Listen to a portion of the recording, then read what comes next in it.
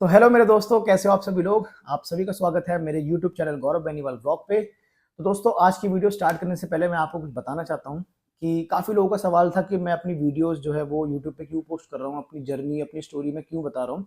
तो दोस्तों, इसके पीछे बहुत बड़ा रीज़न है और वो है कि YouTube ने मेरी बहुत हेल्प करी थी उन दिनों जब मैं प्रॉब्लम में था और जब मुझे पता लगा था कि मेरी किडनी जो है वो काम नहीं कर रही है। तो मैं लोगों की काफ़ी वीडियोस देखता था यूट्यूब पर जिन्होंने अपनी किडनी सक्सेसफुल की स्टोरी पोस्ट करी थी। तो मैं उनसे काफ़ी इंस्पायर होता था और मुझे बहुत हिम्मत मिलती थी। और तो बस यही मेरा एक रीज़न है कि मैं चाहता हूँ कि अगर मैं अपनी ये वाली वीडियो पोस्ट करता हूँ और किसी भी इंसान तक ये वीडियो पहुँचती है जो इस प्रॉब्लम से जूझ रहा है और उसको थोड़ी सी बस इंस्पिरेशन मिले और उसको हिम्मत मिले इस बीमारी से लड़ने की। बस यही मेरा एक छोटा सा रीज़न है कि ताकि उनकी हेल्प हो पाए मेरे थ्रू। तो चलिए फिर आज की वीडियो में स्टार्ट करते हैं और हम जानते हैं आज कि किडनी डैमेज के स्टार्टिंग सिम्टम्स क्या क्या होते हैं। तो दोस्तों, सबसे पहले बात करते हैं हम हाई ब्लड प्रेशर की। तो हाई ब्लड प्रेशर हमें पता कैसे चलता है? तो सबसे पहले मैं आपको बता दूं, ये पता ही नहीं चलता है क्योंकि ये बहुत साइलेंट किलर होता है। ये नॉर्मल लाइफ में ज़्यादातर लोगों को नहीं पता लगता है। तो एक्चुअली ब्लड प्रेशर करता क्या है? ब्लड प्रेशर करता है कि हमारी बॉडी में जो ब्लड वेसल्स हैं उनमें वो ब्लड फ्लो करता है।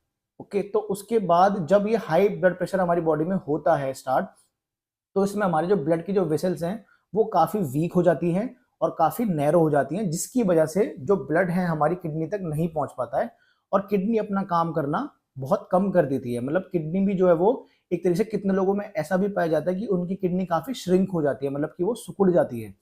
तो ये होता है सबसे बड़ी प्रॉब्लम ब्लड प्रेशर की, जो कि आमतौर पे ज़्यादातर लोगों में पाई जाती है।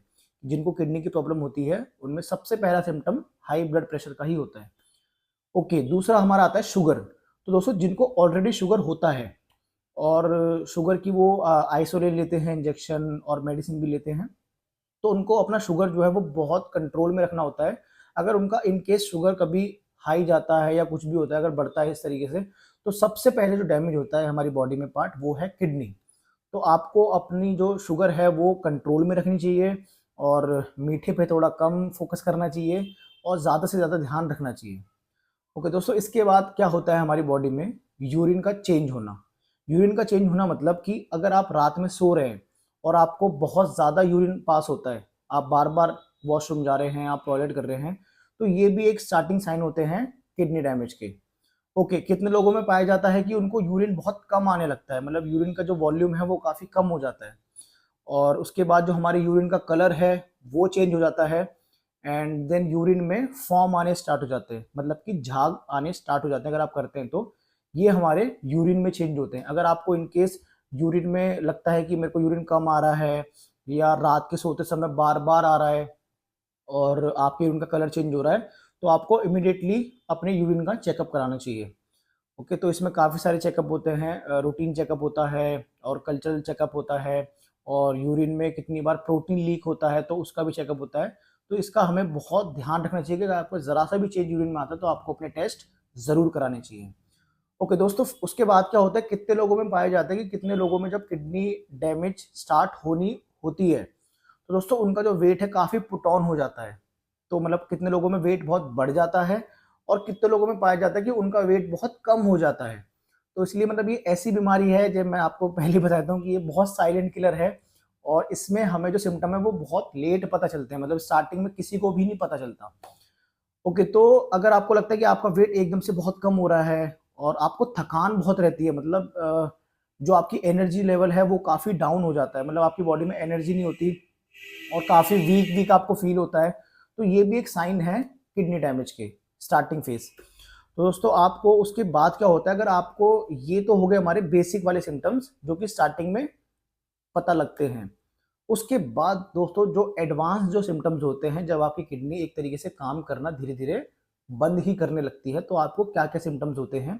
तो सबसे पहले जो होता है वो होता है आपकी आइस के नीचे, यहाँ पर जो ये लाइन है इसमें स्वेलिंग आने लगती है और आपके एंकल पे स्वेलिंग स्वेलिंग आने लगती है और उसके बाद जो आपके जो हैंड का ये वाला जो रिस्ट का जो एरिया है ये वाला पूरा, यहाँ पे हल्की हल्की आपको स्वेलिंग दिखेगी और जब भी आप सो के उठोगे आपके फेस पे मतलब पफिनेस रहेगी और बहुत से लोगों का फेस पे स्वेलिंग भी आ जाती है। तो इन चीज़ों का आपको ध्यान रखना है एंड देन जो आपकी स्किन है वो काफ़ी उसमें बहुत इचिंग होती है, काफ़ी उसमें खुजलियाँ होती है और उसमें कुछ रैशेस भी हो जाते हैं। तो ये हमारे थोड़े से एडवांस सिम्टम्स हो जाते हैं, जिसमें हमें पता लगता है कि अब शायद हमें अपना टेस्ट करवाना चाहिए। और दोस्तों उसके बाद हमें क्या होता है कि आप जब कभी भी आप खाना खाते हैं, या आपको मतलब जो आपकी पहले डाइट थी नॉर्मल, और उसके बाद जब आपको अगर लगता है कि अब मेरी डाइट बहुत कम हो रही है या मुझसे खाया नहीं जा रहा इस तरीके से, और अगर आप खाना खाते हैं आपको वॉमिट हो जाती है, तो मतलब ये बहुत बड़े साइन होते हैं किडनी डैमेज के। अगर आपको खाना खाते ही वॉमिट आ रही है, जो कि मेरे साथ ऐसा हुआ था, क्योंकि मेरे को खाना खाते ही वॉमिट हो जाती थी। तो दोस्तों अगर आपके साथ ज़रा सी भी ऐसी प्रॉब्लम हो रही है, तो सबसे पहले आपको करना क्या है, देखिए मैं आपको बताता हूँ। आपको अपना तो बीपी नॉर्मल रखना है, अपना बीपी कंट्रोल में रहना है। अगर आप ऑलरेडी शुगर के पेशेंट हैं, तो आपको अपना जो शुगर है वो कंट्रोल में रखना है।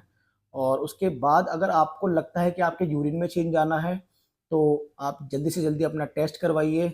और आपको थकान लगती है, और आपको अगर खाना खाने के बाद वॉमिट होती है, स्वेलिंग आ रही है, कुछ भी ऐसा हो रहा है, तो आप जल्दी से जल्दी अपने किसी बेस्ट डॉक्टर के पास जाइए और अपना ट्रीटमेंट स्टार्ट करिए।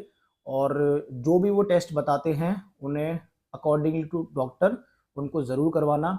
ये नहीं कि डॉक्टर ने बोला और हमने नज़रअंदाज कर दिया, हमने नहीं करवाई वो। क्योंकि दोस्तों ये जो अगर आप बीमारी का स्टार्टिंग में पकड़ लेते हो, तो इसका पूरा पूरा क्योर है। अगर ये बढ़ जाती है आगे, तो काफ़ी मुश्किल हो जाता है फिर इससे लड़ना।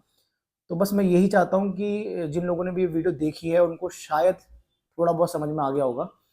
तो बाकी बस आप अपना ध्यान रखिए, और हो सके तो अपने साथ वाले का भी ध्यान रखिए। तो दोस्तों बस मैं ख़त्म करता हूँ इस वीडियो को। आई होप कि आप सबको समझ आ गया होगा। और अगर समझ नहीं आया है, कोई भी आपके पास क्वेश्चन है, तो आप मुझसे कमेंट में ज़रूर पूछ सकते हैं। तो चलिए फिर ख़त्म करता हूँ मैं इस व्लॉग को। और मेरे चैनल को प्लीज़ आप सब्सक्राइब करना, और इसको ज़्यादा से ज़्यादा शेयर करना। तो चलिए फिर दोस्तों, चलते हैं।